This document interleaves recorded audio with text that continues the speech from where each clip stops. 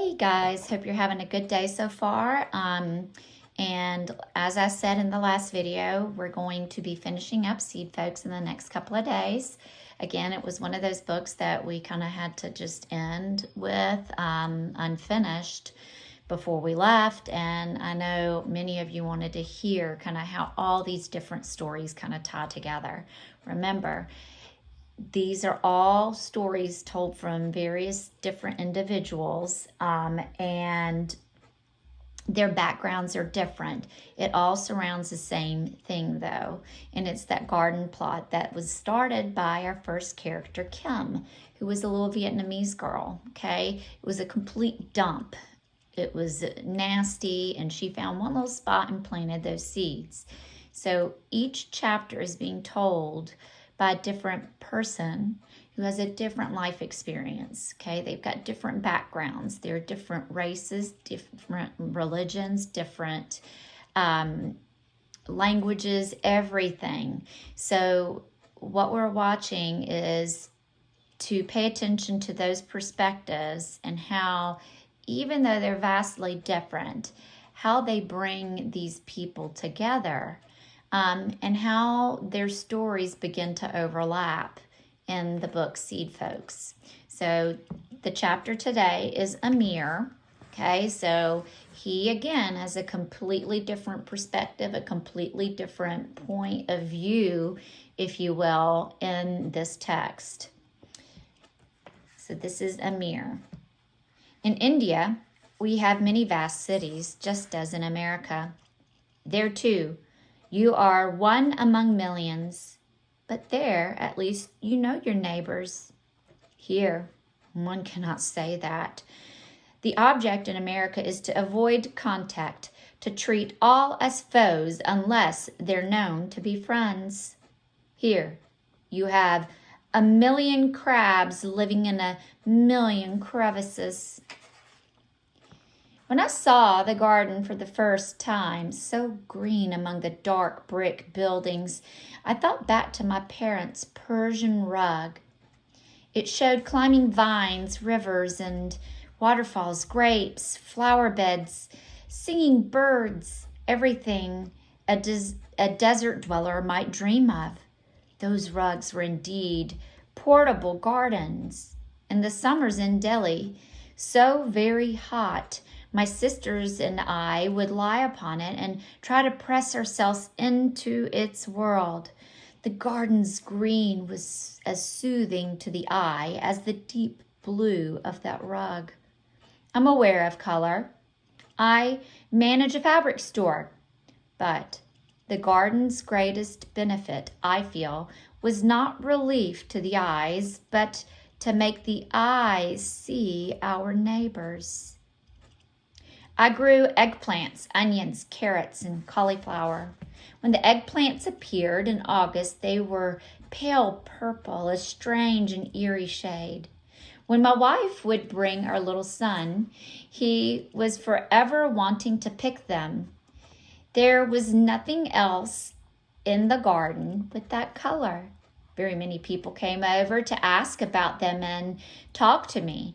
I recognized a few from the neighborhood. Not one had spoken to me before. And now, how friendly they turned out to be. The eggplants gave them an excuse for breaking the rules and starting a conversation. How happy they seemed to have found this excuse to let their natural friendliness out. Those conversations tied us together.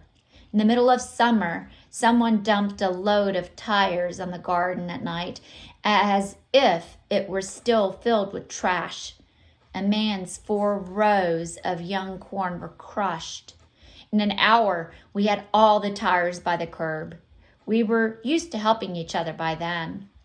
A few weeks later, early in the evening, a woman screamed down the block from the garden. A man with a knife had taken her purse. 3 men from the garden ran after him. I was surprised that I was one of them. Even more surprising, we caught him. Royce held the man to the wall with his pitchfork until the police arrived. I asked the others. Not one of us had ever chased a criminal before, and most likely we wouldn't have, except near the garden. There, you felt part of a community. I came to the United States in 1980. Cleveland is a city of immigrants. The Poles are especially well known here. I'd always heard that the Polish men were tough steel workers and that the women cooked lots of cabbage. But I'd never known one until the garden. She was an old woman whose space bordered mine. She had a 7-block walk to the garden, the same route I took. We spoke quite often. We both planted carrots. When her hundreds of seedlings came up in a row, I was very surprised that she did not thin them, pulling out all but one healthy-looking plant each few inches to give them room to grow. I asked her. She looked down at them and said she knew she ought to do it, but that this task reminded her too closely of her concentration camp, where the prisoners were inspected each morning and divided into 2 lines, the healthy to live and the others to die. Her father, an orchestra violinist, had spoken out against the Germans, which had caused her family's arrest. When I heard her words, I realized how useless was all that I'd heard about Poles, how much richness it hid, like the worthless shell around the almond. I still do not know or care whether she cooks cabbage. The garden found this out with Royce. He was young and black. He looked rather dangerous, and people watched him and seemed to be relieved when he left the garden. Then he began spending more time there. We found out that he had a stutter. Then that he had 2 sisters, that he liked cats that roamed through the garden, and that he worked very well with his hands. Soon, all the mothers were trying to feed him.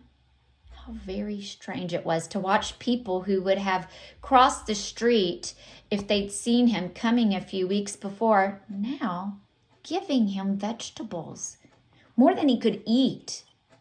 In return, he watered for people who were sick and fixed fences and made other repairs. He might weed your garden or use the bricks from the building that was torn down up the block to make your brick path between your rows. He always pretended he hadn't done it. It was always a surprise. One felt honored to be chosen. He was trusted and liked and famous after his exploit with the pitchfork. He was not a black teenage boy. He was Royce. In September, he and a Mexican man collected many bricks from up the street and built a big barbecue. I was in the garden on Saturday when the Mexican family drove up in a truck with a dead pig in the back. They built a fire, put a heavy metal spit through the pig, and began to roast it. A bit later, the friends began arriving. One brought a guitar. Another played violin.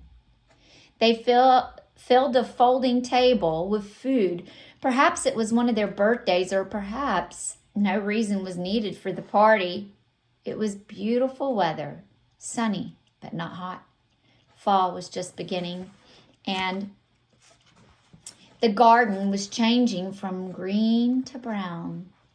Those of us who had come to work felt the party spirit enter us. The smell of the roasting pig drifted out and called to everyone, gardeners or not.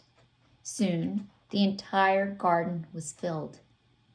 It was a harvest festival like those in India, though No one had planned it to be. People brought food and drinks in drums. I went home to get my wife and son.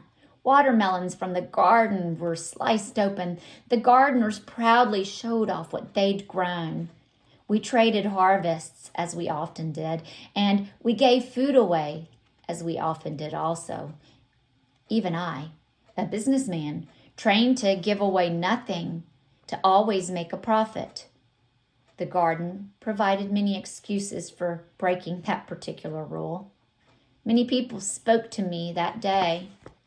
Several asked where I was from. I wondered if they knew as little about Indians as I had known about Poles.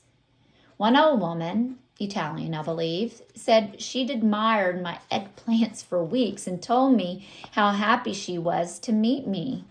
She praised them and told me how to cook them and asked all about my family. But something bothered me. Then I remembered. A year before, she'd claimed that she'd received the wrong change in my store. I was called out to the register. She'd gotten quite angry and called me, despite her own accent, a foreigner. Now that we were so friendly with each other, I dared to remind her of this. Her eyes became huge. She apologized to me over and over again. She kept saying, "Back then, I didn't know it was you." And that's where we stopped for the day. So, lots of changes taking place just because of this garden. All these various backgrounds that don't typically even talk to each other ever are being put together here. And they're building relationships. And they're realizing that just because something that I may have thought about you, even in passing, may not be true. Keep that in mind too with the people that you get acquainted with and you're getting to know. And again, the cover of the book doesn't always tell you what's inside. So it's the same thing here, although their backgrounds are vastly different. I mean, so many different things that have happened to these people in their own lifetime, how they're being brought together by this garden, and how the walls inside of them are breaking down and they're building relationships and making connections to these people. That's where this story is really taking place. We'll read another chapter later on, and I believe that will be the last one to kind of tie up our work with seed folks and perspectives, and how although they can be different, they all lead us then to the same place. Talk to y'all later. Bye.